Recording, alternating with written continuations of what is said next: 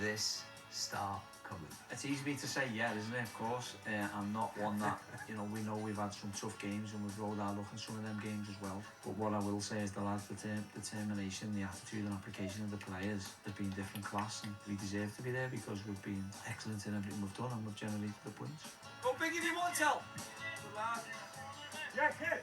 Where do you think your self-confidence comes from? I was brought up on a council estate where I had to fight for my footballs and not letting anyone take them off me. And I think being a confident fella, and I'm definitely not cocky and confident. I didn't say that, okay. did I?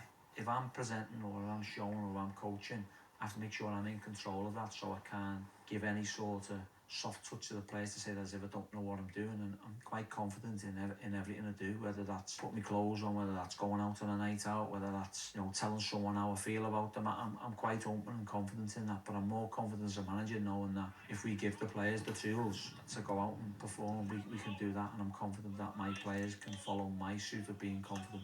This way, Leighton. Stretch them, Leighton. Come on, get out the way, Leighton. Having a gaffer like Ryan, if you're having a bit of a tough day, he must give you a hell of a lift. Yeah, of course. It's a joy to come into work every day. It was that energetic, that vibrant character that really drew me to come here. It's a joy to play for him, and I think that's all the lads. We want to go out on the pitch and we want to do him proud, really. I feel as though I'm kind of sitting in a Ryan Lowe museum around here. You got a perfect view as well of yourself, by the way, mate. In a photo. That's a coincidence. Is it really? Yeah. But that door is usually open, and the boys have to file past, and that's a big part of how you operate. When I go into this office every day, I look at them medals and I want more of them, and I want to take a football club to get more of them, or trophies and whatever else. But I'm an open manager. The door, as you said, is always open. I say more to all the players when they walk past. Sometimes there's maybe an awkward moment if someone thinks they might be leaving out the team and they walk past with their head down. But the way I am as a manager, I make sure that I'm open, and whatever they need to speak about, they can speak about. And if they need to be left out the team, I'll tell them. It's an open house here. The door's always open because I think it benefits all parties. There's a consensus as well, because between a couple of reasonably long distance away games, you let them decide whether they're going to stay out overnight between the two or whether they're going to come back. They're the ones that are travelling, they're the ones that are sleeping over, they're the ones that are away from the families for 2, 3, 4 days, whatever it may be.